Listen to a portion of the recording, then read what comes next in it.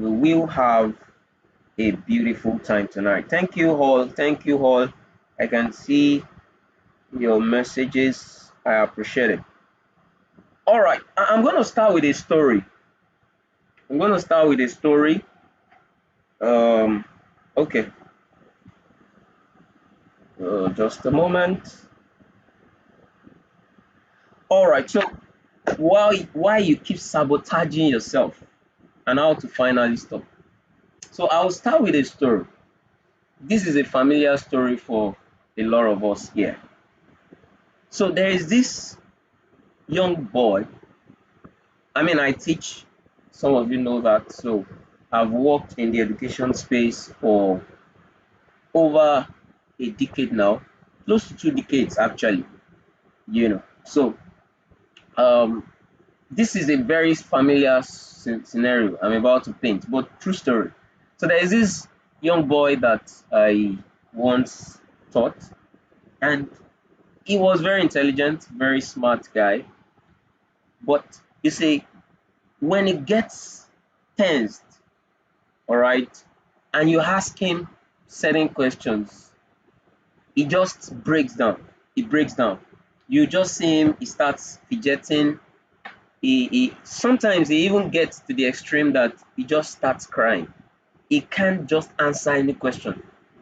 No matter what you say to him at that point, he shuts down. He shuts down, right? And that's actually a very common scenario that I'm sure some of you are familiar with. Maybe you have even experienced something like that. I'll give you another scenario. These are real stories of people, right? So, have you ever been in a scenario where you stand in the front of people to speak, to address people, and suddenly you blank out? Suddenly you just realize that what? You blank out. What do you think is happening there? That is one of some of the things we want to explore in this session this evening. All right. We want to look at why people keep sabotaging themselves, why you keep sabotaging yourself, and how to finally stop. Okay? So that is what we want to explore. It promises to be a beautiful conversation. All right, so let's start with the first. Let's get right into the slides.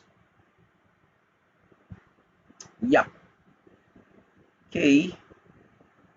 Can you see my screen? Core idea. I think at this point I need to. I'm finding it very difficult to. I need to be seeing the conversation going on. Sorry, trying to manage a lot of things at the same time. Okay. All right, guys.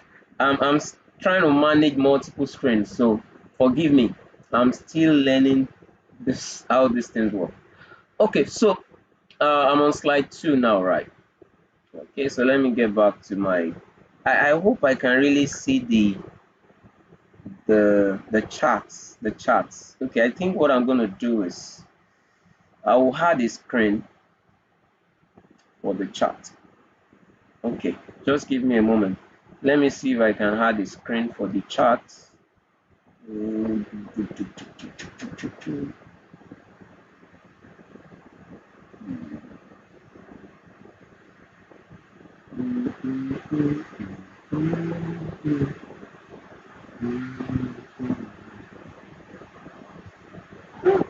It's a little bit confusing, so don't worry. Let me just proceed.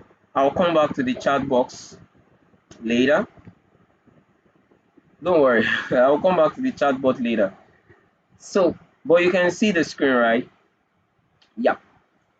I'll just focus for now. Now, self-sabotage is not a character flaw. It's a protection system doing its job in the wrong decade. I'll explain that. You see, most people, when they think of self-sabotage, they think of character flaws. They think something is wrong with them. I've come to show you tonight that nothing is wrong with you as a person. You're not a bad person. You just need to understand what is going on inside of you. All right?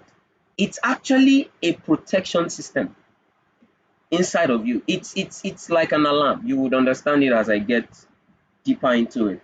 All right? It's like an alarm doing its job inside of you. Okay? So understand that it is not that you are a bad person. When you see people sabotaging themselves, when you are sabotaging yourself in one way or the other, and I'm going to give some examples, like those two scenarios I painted at the beginning. That young boy that was, that broke down when it gets tensed up, or that person that stands on the front of the stage and just, completely blanks out. That self-sabotaging behavior is coming from something inside of that person that is trying to protect the person. So it's actually a protection mechanism, not necessarily a character flaw. And that's what I want to explain to you, all right, tonight. Now, and for you to understand it, I would need to help you understand your brain and how your brain works. Okay? So I will give you an idea of how your brain works. So I'll run you through 3 major parts of your brain. Now, your brain is a very complex system, but there are 3 parts I want to highlight for the sake of what I want to teach this evening. Okay? There are a couple of parts to the brain. The brain is a very complex system.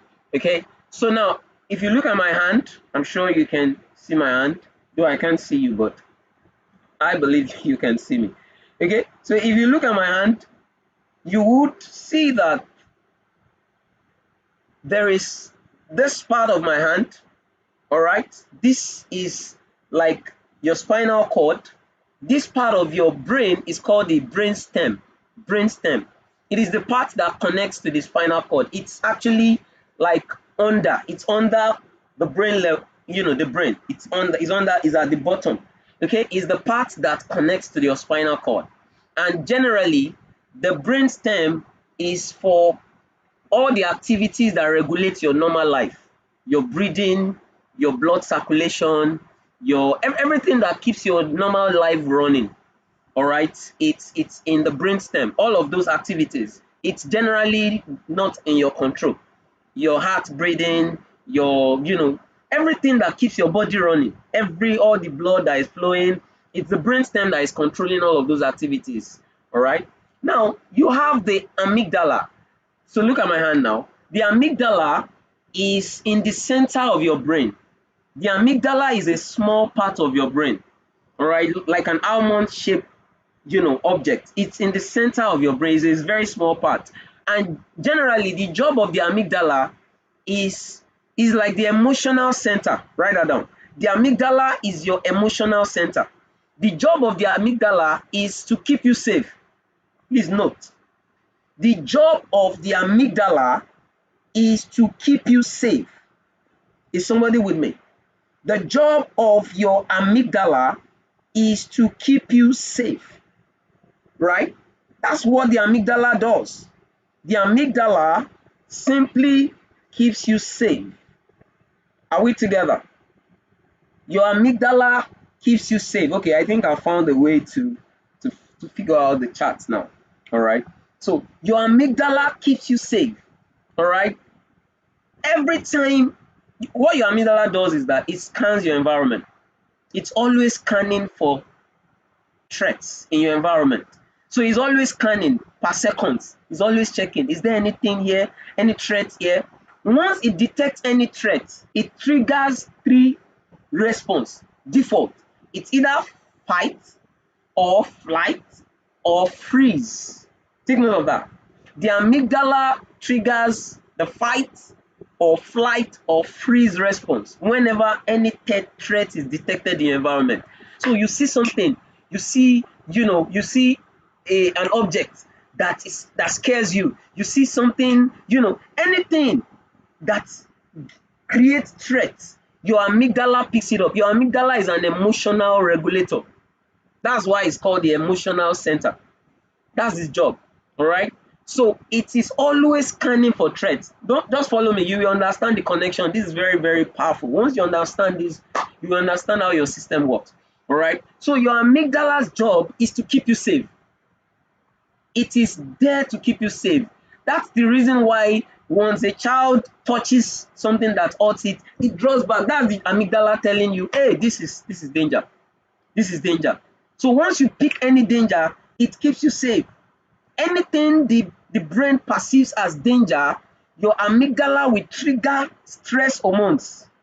It will send a message to the brainstem that, hey, danger, danger. So once there is a message to your brainstem, what the amygdala does is that it sends a message to the brainstem that, hey, something is wrong, something is wrong. Oh yeah, guys, move. So it's either you are fighting, or you flee, you run, or you freeze, depending on how you are interpreting that message. Are we getting it? Are you catching this? All right, keep your comment going. Don't worry, I can see your comments now on my device, on my other device. Good. So your amygdala's job, don't forget, is to keep you safe. That's your amygdala's job. Its job is to keep you safe. Now, here is the problem. Your amygdala cannot tell the difference between when it sees a lion and when it sees something that is just in your environment that creates that same thing. Maybe fear of being seen or rejection. Okay? Your amygdala can't actually tell the difference. That's the thing about your amygdala. All right? Your amygdala interprets everything. If your amygdala sees that you are in an environment where you are going to be put to shame, in quotes, your amygdala responds. It tells you, hey, freeze. So that young boy that just breaks down when he's tensed, it's the amygdala responding in that child, telling the child something is not safe here. So the response of the brain or the system of that boy is to freeze. All right? The person that stands on the stage and just couldn't speak anymore, just breaks down or just freezes. That's the amygdala. What is going on there is that the amygdala is trying to keep that person safe. Because as far as the amygdala is concerned, there is danger. So you stand in front of the crowd, your amygdala says, hey, this is not safe. You are vulnerable. You are about to fail. Something is about to go wrong here. So your amygdala interprets all of that the same way. Don't forget, it's emotional. It's not logic. Your amygdala is not thinking. It's not thinking. Okay, so I said I'll talk about the three major parts. There are others. These are just for this class. So the third part of your brain is the cortex. So look at my hand now.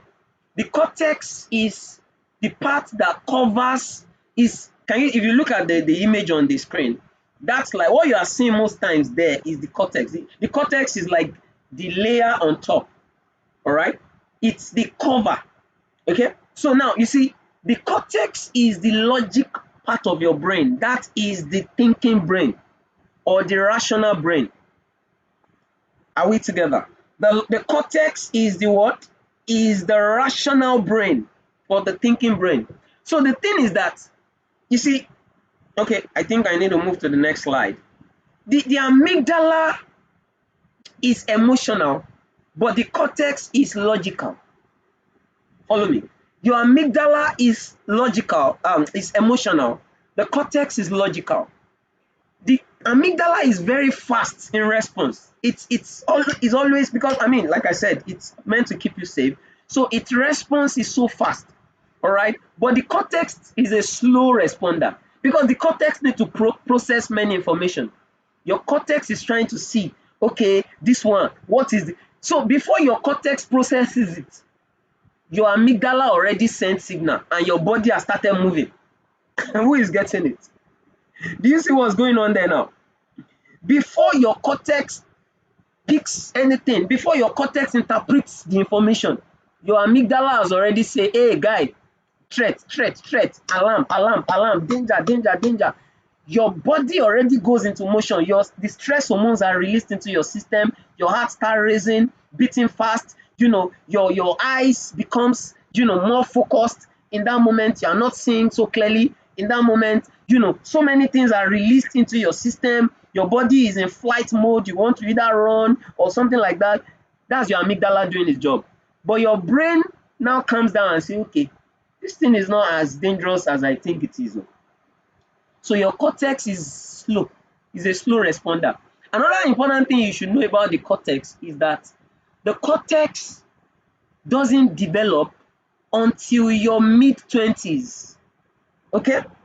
Your cortex doesn't develop until your mid-20s.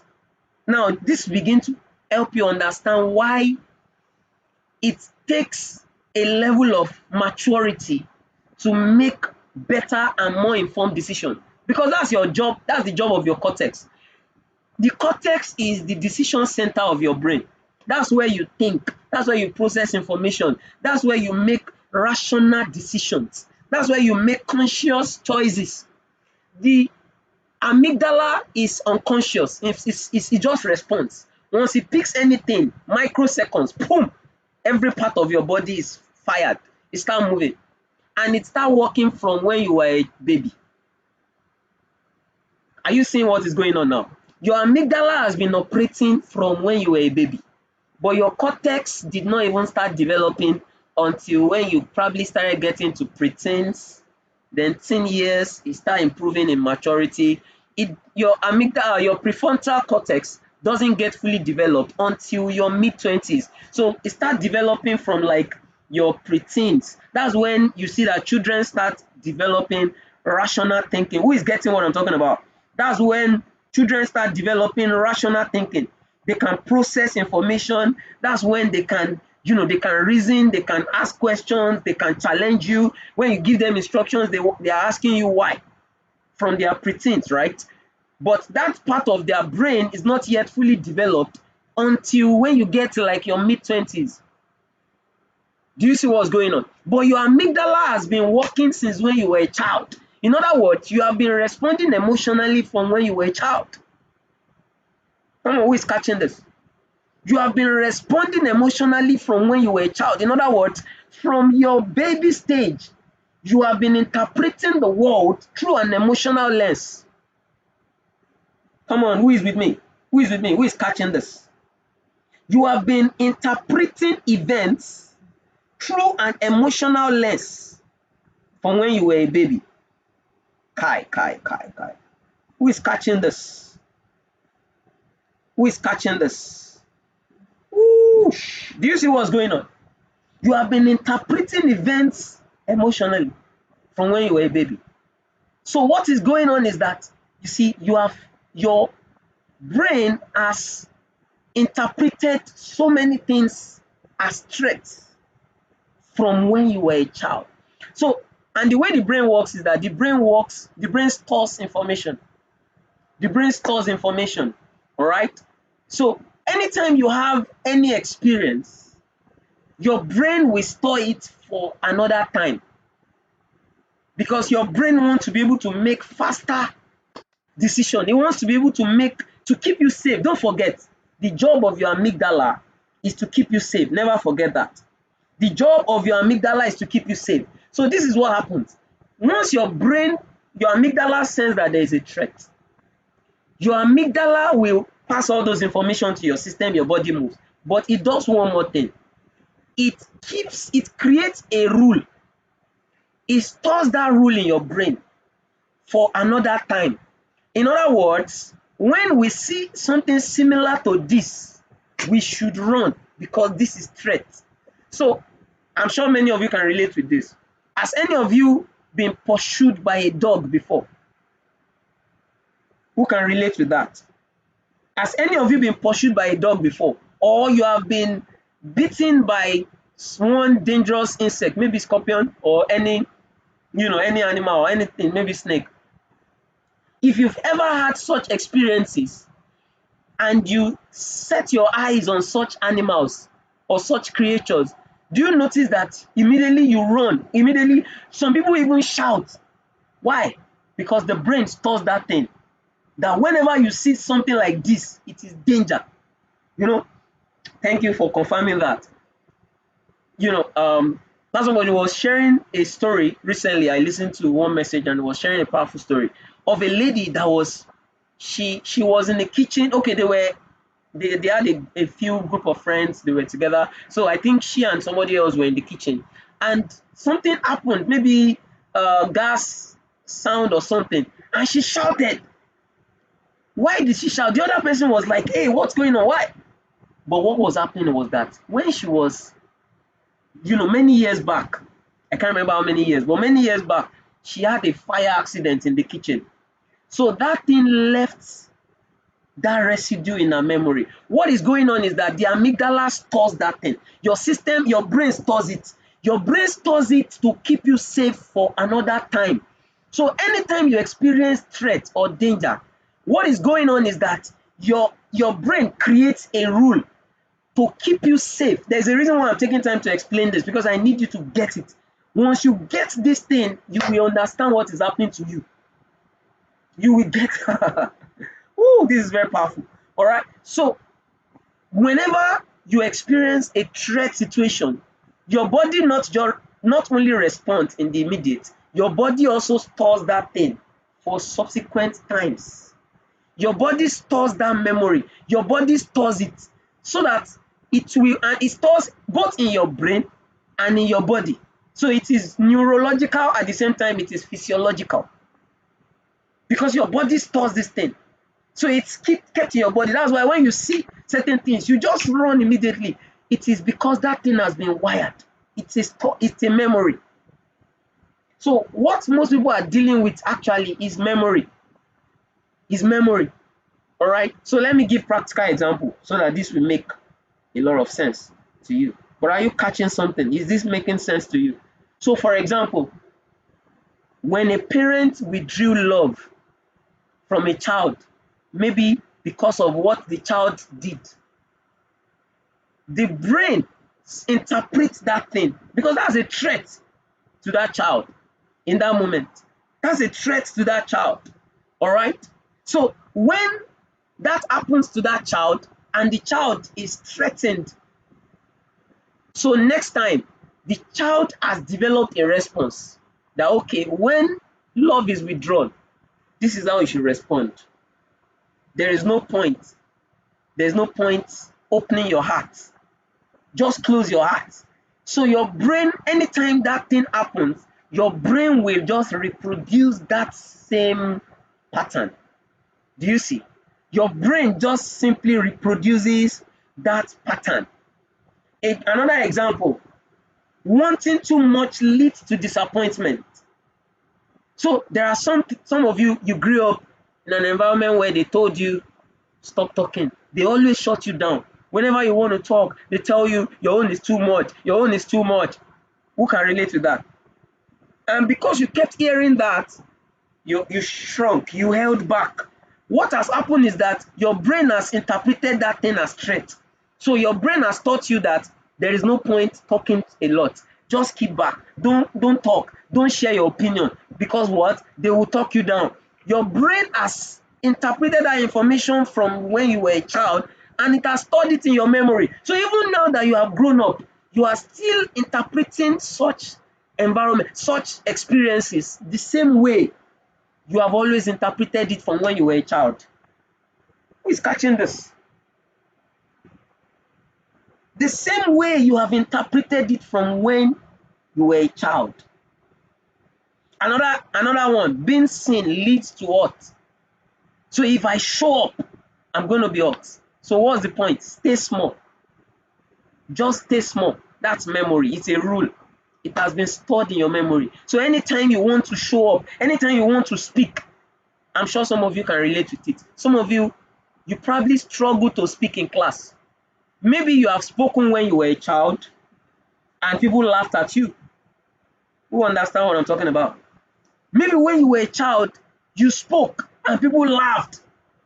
So what is happening is that your amygdala has interpreted that in as stress, that when you speak, people will laugh at you. So every time you find yourself in a place where people are sharing ideas, or they ask you, do you have any thought? Meanwhile, there is a lot inside of your heart to share. But because your memory has taught that thing, they will laugh at me. if I talk. You see, that voice in your head is the storage, is the memory that has been stored for many years. Who is catching it? Do you know that I've heard a story where somebody says, true story, oh, these things happen to people, real. The person said he cannot marry a rich person. And they asked the lady, she was a lady, they asked her, why is it that you say you can't marry a rich person? She said, no, I just can't marry a rich person. When the person now dug deeper, because the person seemed to understand that there must be a deeper reason, what happened to her was that her dad, she grew up with a father that was wealthy, but left at a point in their lives. She left the children and the mom. So the children grew up seeing their mom struggle, suffer with true life. Meanwhile, they had a dad that was wealthy but left them. So the consciousness, okay, no, the story began with the fact that the dad was not wealthy before. It was when he became rich that he now started chasing other women and left eventually as a result of that. So the child's interpretation of that is that once a man has money, he will leave. Who is catching it? So the child has stored that in her memory. So even now that she is 27, she's still saying, I cannot marry a rich man. Meanwhile, what is talking there is what? Memory, the storage, the rule that was written when she was 10. Kai.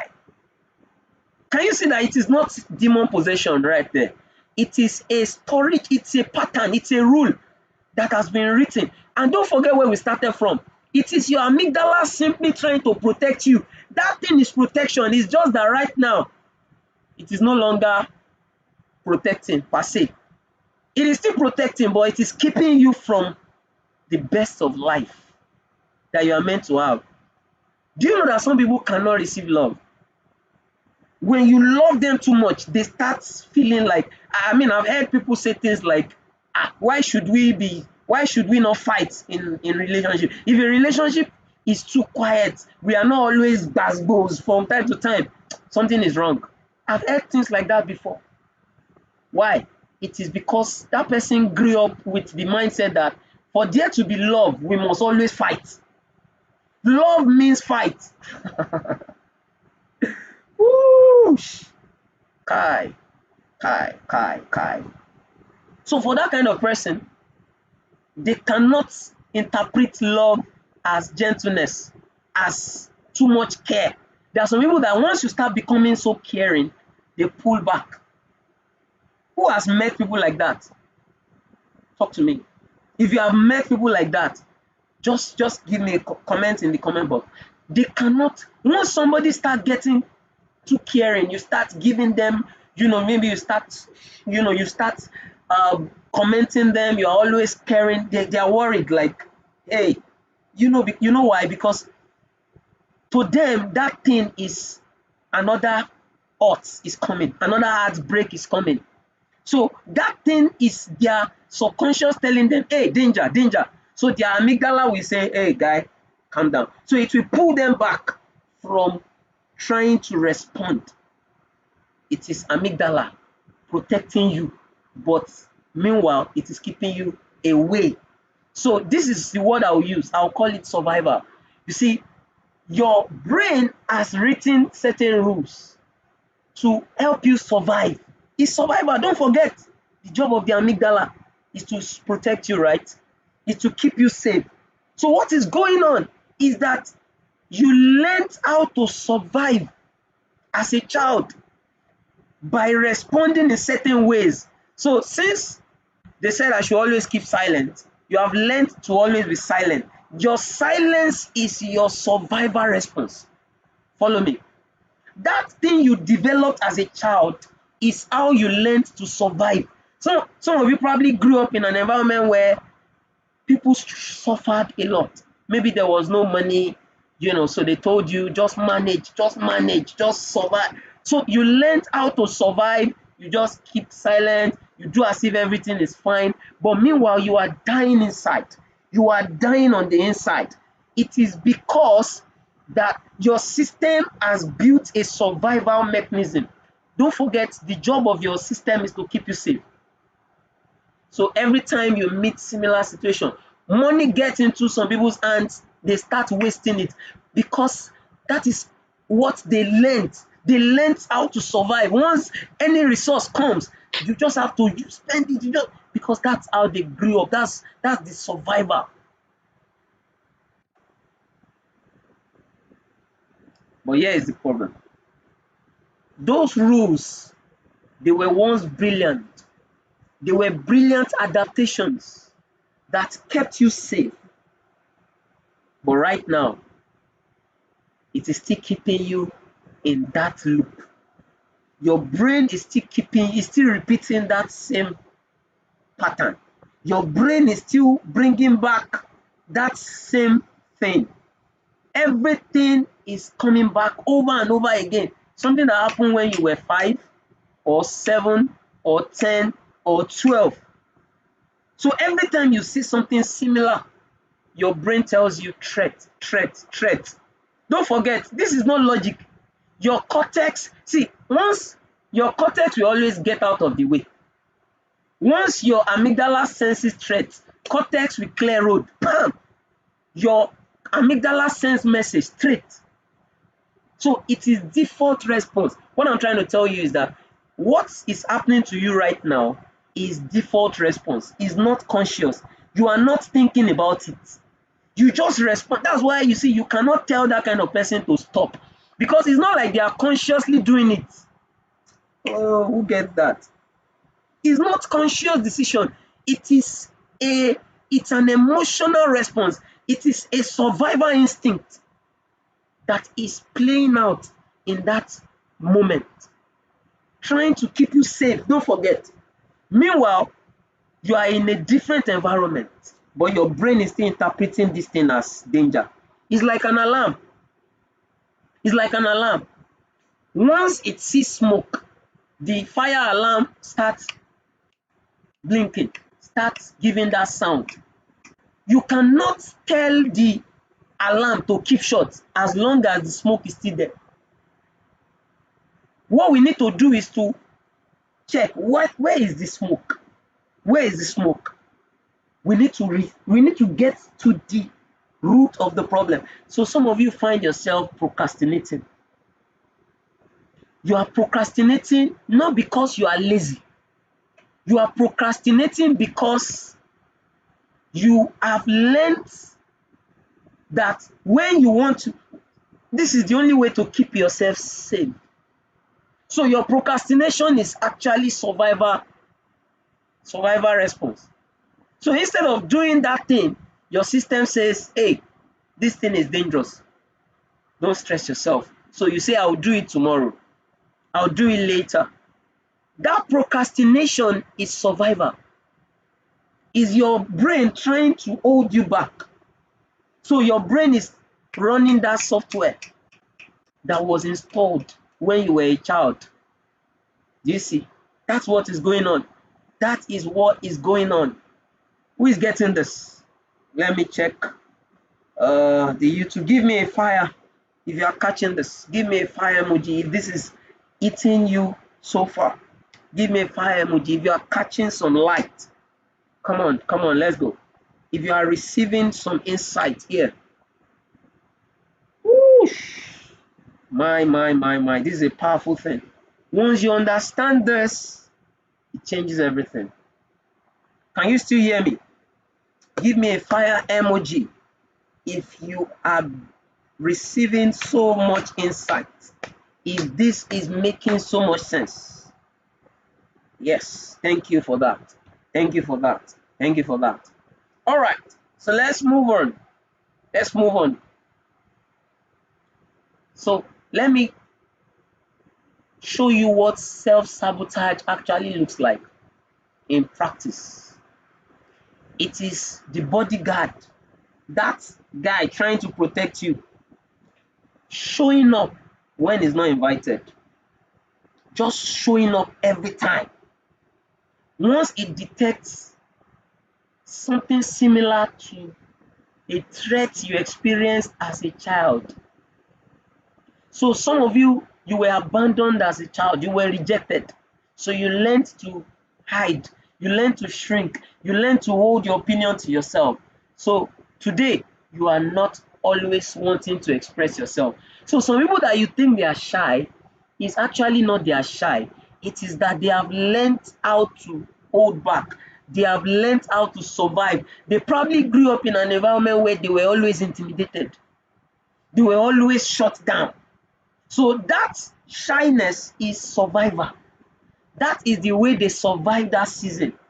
But now that shyness is still keeping you in a box. It is still locking you in a prison.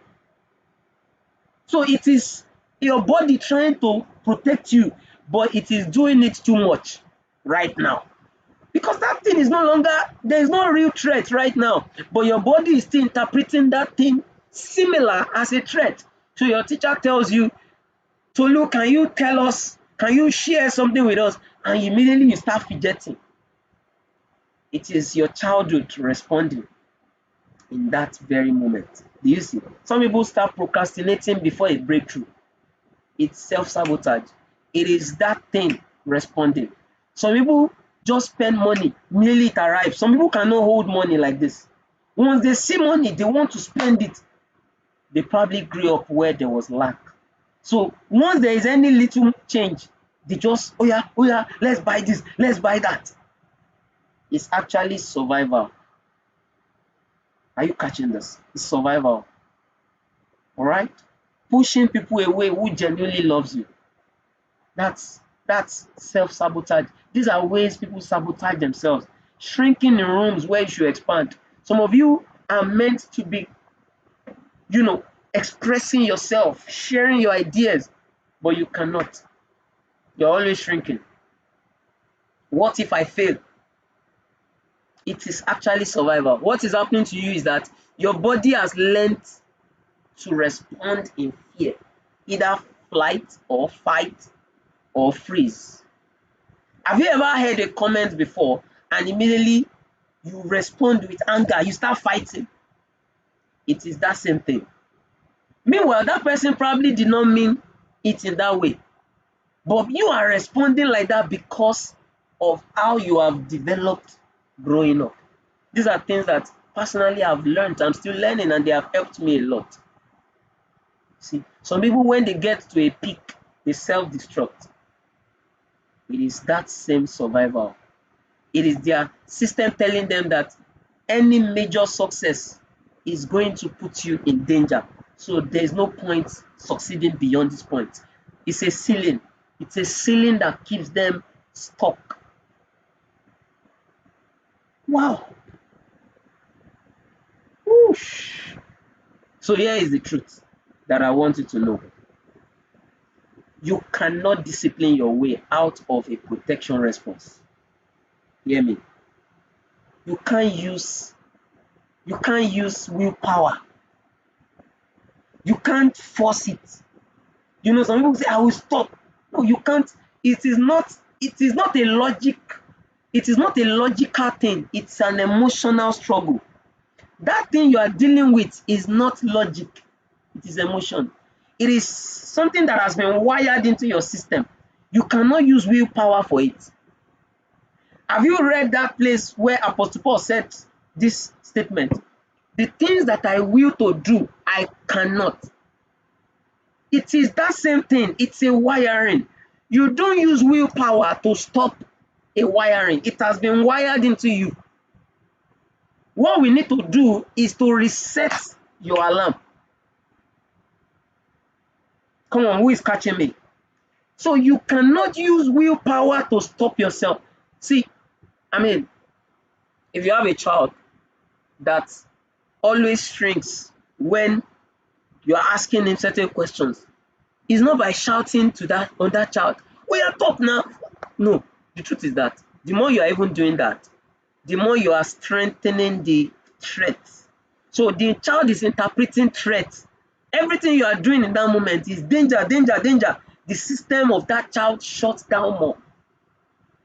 Who understand what I'm talking about? The system of that child shuts down more. And the same thing with many of you. Some of you, You are once you start preparing for an exam, you start sweating, you start getting scared. Some of you have had that kind of experience, or you are even dealing with that. It is because probably you've experienced a lot of failure as a child, particularly when your parents put some pressure and they told you that if you fail, we will, and they did it. When you failed, there's a way they disciplined you, they dealt with you. So you were always scared of failure. That's why many of us don't like failure today, because you see, failure was associated with danger. It was associated with danger. So once you are preparing for an exam, your system is telling you that time has come again. You're about to be put to shame again. You will be dealt with.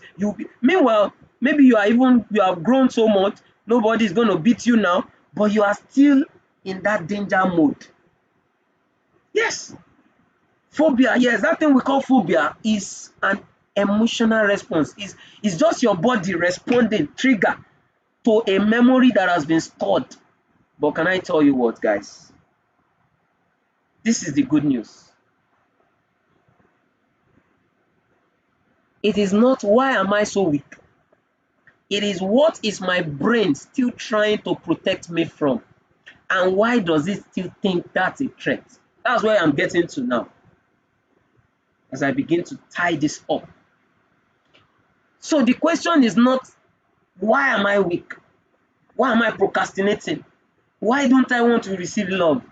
Why am I always wasting money? Why do I always have to borrow money? I know a friend that struggled with too much debt, DEBT. He's always in debt. It's not that he doesn't get money, but he's always borrowing. So there was a day we were just talking, and I just brought that up to him. Like, do you realize that you are always borrowing? So he will be in the debt. He will borrow money to get out of that previous debt. So that means that he has entered another debt, sometimes even deeper debt. So he keeps going into debt upon debt upon debt. He will enter a debt to come out of another debt. I mean, it was just a crazy, and it's not like this guy is not making good money. It's a survival response. He has learned that thing many years ago, so he still keeps repeating it. So he keeps getting into debt, debt upon debt upon debt. So the question is, what is my brain still trying to protect me from? And why does it still think that thing is a threat? In other words, that alarm that is always ringing, that amygdala response, that threat response, what is it interpreting? What's the protection? Why does your brain think that that's a threat? That's the real question you should be asking. So this is you thinking deeper now. This is you challenging the pattern of thinking. So in NLP, there's something called strategy. There is a strategy to everything we do. To every action, there is a strategy. To every behavior, there is a strategy. In other words, there is a way your system processes information. The strategy is what you do first, then what you do next, and how that informs the next set of actions and all that. All right, that's strategy. So for example, you see something, that information communicates to your system that, hey, danger, and your system responds that, oh yeah, run. Meanwhile, somebody else will see that same thing and is calm. So we all have different strategies depending on how we grew up, where we grew up, the environment that raised us, how we were taught, what we learned as a child. So some people have learned fear strategy. They've learned not to open their hearts to anybody. Some people don't know how to respond to love, like I said earlier. It's a strategy. Their system has been so blocked that they cannot interpret anything, anybody giving them. I mean, true story. I remember way back in my late teenage years, into when I was 20. I have this friend. I won't go into the details, but I had a particular friend, a girl, a lady. So this lady, we got close and we got talking. We got talking. But I because I understood her story, she actually had gone through so many things when she was growing up, she was actually she was broken as a result of some of the experiences she had growing up. So I was very concerned because I felt God wanted me to be a blessing to her, to cover her and all that as little as I could. So I was always there, we spend a lot of time together. But I knew that we are not dating, all right? But you see, after a while, she began to want us to date. In fact, she literally told me that, see, she wanted this. She was falling in love, if I'm to use that word. But I told her, I said, see, I'm not here for, we are not, there's a reason why I'm here in your life. It's not for this. But she became angry. In fact, it became a fight at a point. Because she was like, what do you mean? She wanted me at all costs. What was going on? She was being starved. She has been starved of love. So my own little love, in quotes, meant a lot more to her. That's why some people, when somebody tells them you are beautiful, you see the way they break down. You see the way they start, they melt, because they never really grew up hearing that a lot. So once one small boy start telling them that, their head starts spinning. Who understand what I'm talking about? Their head starts spinning. It is because they did not grow up in a home where they were safe. You see, this thing called emotional safety is a major part of our childhood. If you were not given emotional safety as a child, you will struggle in your adulthood. You will have a lot of challenges in your adult years. And I tell you the sincere truth, because many of us didn't grow up receiving it sufficiently. Some of our parents tried their best, but they didn't know that some of the things they were doing to us, we were interpreting it as threat. Has any of you ever failed? Maybe they gave you an assignment, you failed it and they beat you for it. Do you know that that thing is not helping the child? Do you know that? Do you know that you are sending a signal to the child that anytime you fail, you will be punished? Why is it that we fear failure a lot? Like I said, it's because failure has been associated with punishment. Some people don't want to fail. Meanwhile, failure is part of growing up. Do you know that as a child, have you ever seen a baby that is trying to learn to walk? Does the baby get it at once? No. The baby will stumble and he want to stand up. He will stumble again. What do we do as adults? Yeah, we clap. Is that not what we do? We celebrate the child. So because we encourage that child, the emotional center of the child says, yes, you are safe, try again. If the child try to do it and we shut down the child, that child may never walk.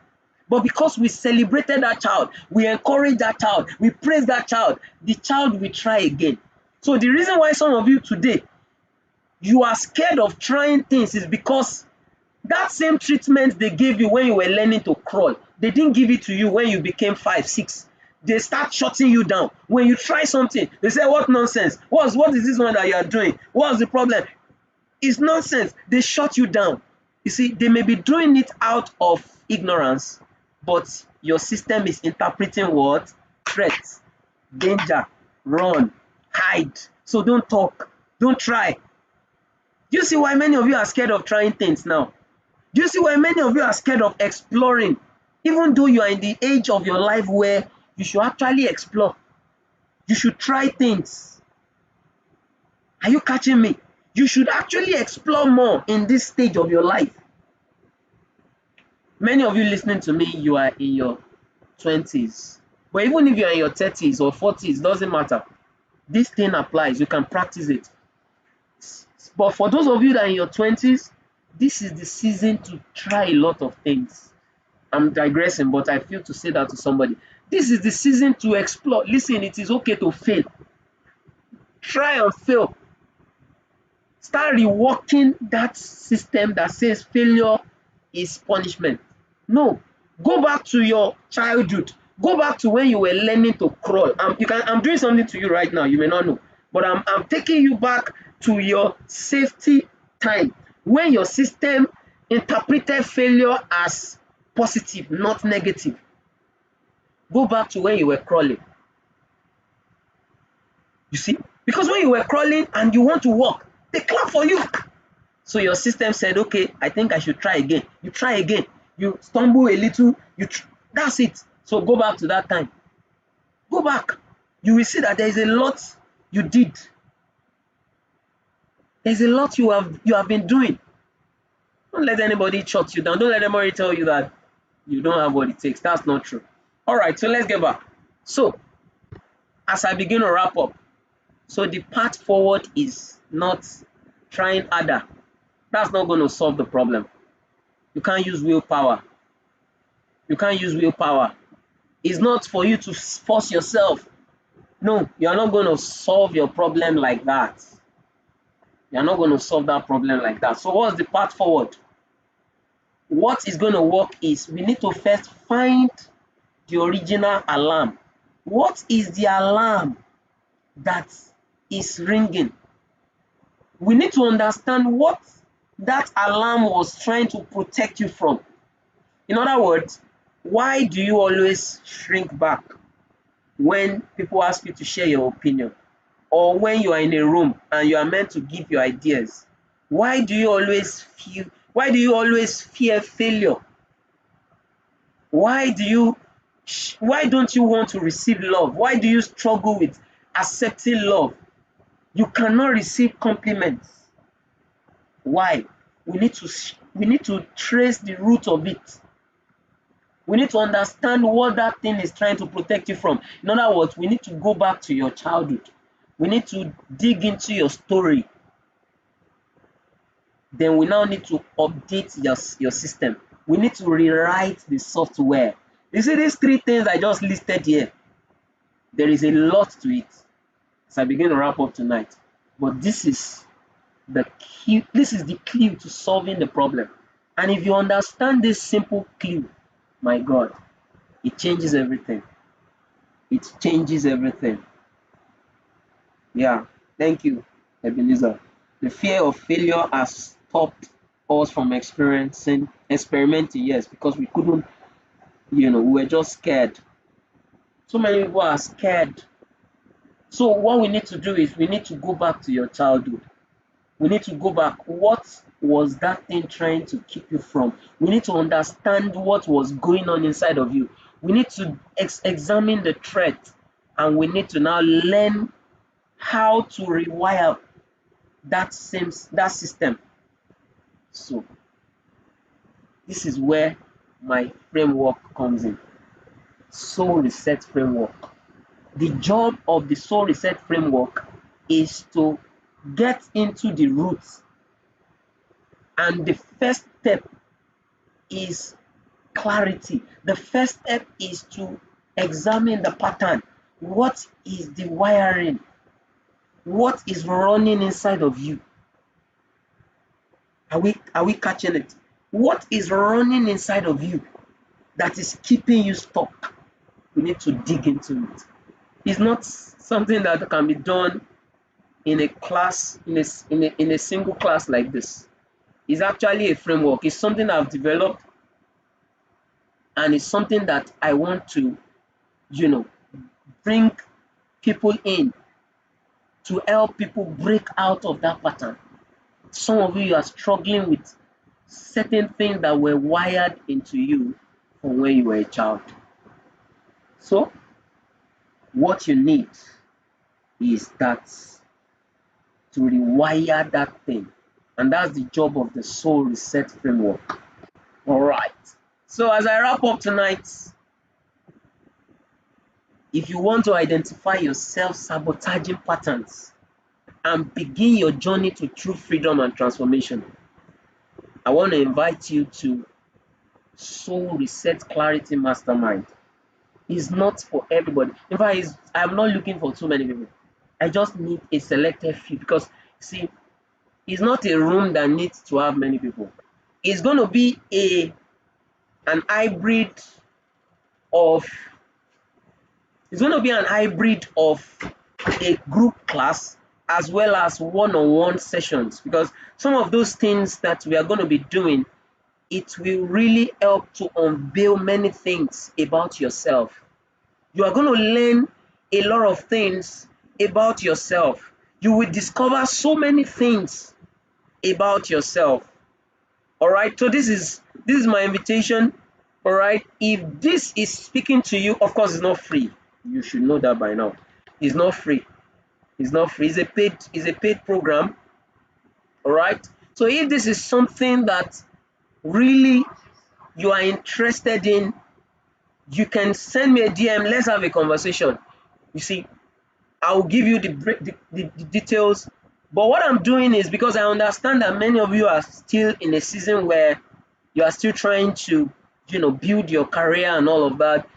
You might not have all of the resources in this time of your life. I totally get that. So what I'm doing right now is I am giving it at a very discounted cost. A very discounted cost. All right. So, but let's talk in DM. Let's talk in DM.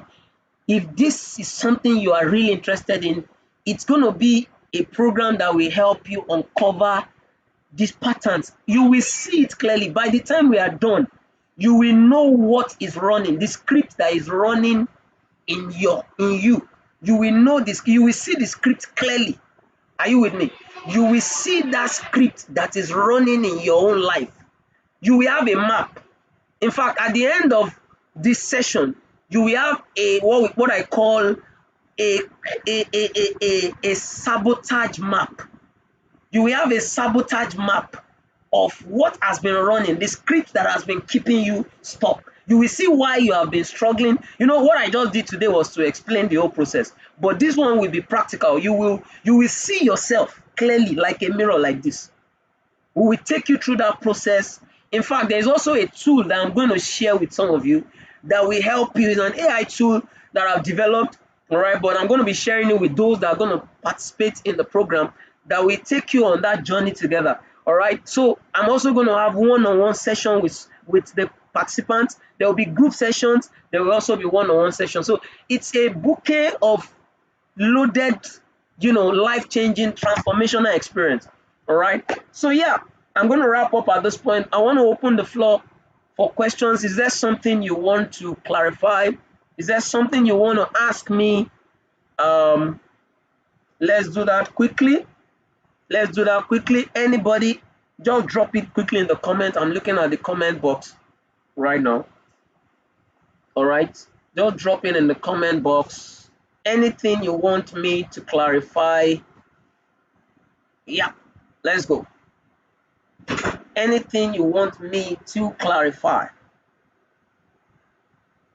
We just give about a few minutes for that, and we'll be done for the night.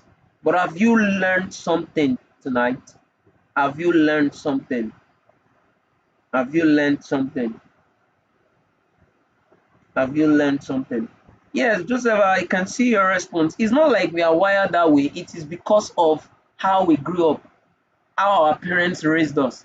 These things can be rewired. It can be reprogrammed. It's a script. So even them, they didn't know. Our parents ran the script too, because they grew up like that. So some of us, we are already growing up with the same mindset our parents grew up with. If you don't rewire it, I'll say this as I wrap up tonight. The reason why this class was very important and why you should not joke with this soul reset thing. If you don't rewire yourself, you will have issues in finance, you will have issues in relationships. There will be many. You will just get to a point you will realize that you can't go past a level. Yes. Take that program. I can see your question. What you need is a soul reset. So let's start with the clarity mastermind. You need to know what is running you first. Is it because the problem is not, and I mean, if I want to know, if I want to diagnose a patient, I can't diagnose a patient generally. I need to engage you. Is that not? So there are some questions I will run you through. There are some things I will take you through. It's a process where we will get back into your history. We need to actually understand your history. Then we'll now rewire those things inside you. So I can't just give a blank answer, do this, do that. That can be general, but it might not work for most people, because what you are struggling with is a script, is a wiring, is a pattern. So I want to encourage you, join that program. Don't worry, it's something you can pay for. Yes, you have the capacity to pay for it. So yes, that is my response to your question. Do I have any other one before we call it a wrap tonight? Any other one before we call it a wrap? Any other one before we call it a wrap? Come on, come on, come on, come on. So I guess at this point we can bring the class to a close. If you learned something tonight, if you were really blessed by this session, I want you to give me some emoji in the comment box as I begin to bring this to a close tonight. Come on, let's do that. You were so impacted. This opened your eyes, you saw something clearly. So at least now you are aware. You see, the starting point to solving a problem is awareness. And that was just what I introduced you to tonight. This is just the beginning. There is a lot more. But what I just did was to introduce you to the program. All right. So I think at this point, we have to call it a wrap. Thank you guys so much for joining in. Thank you. I believe we had a beautiful time. So DM me, let's have conversations. Let's talk about how you can get in. All right. I have special discounts for you as well. Let's talk about it in DM. All right. So bye for now, everybody. Have a beautiful Sunday.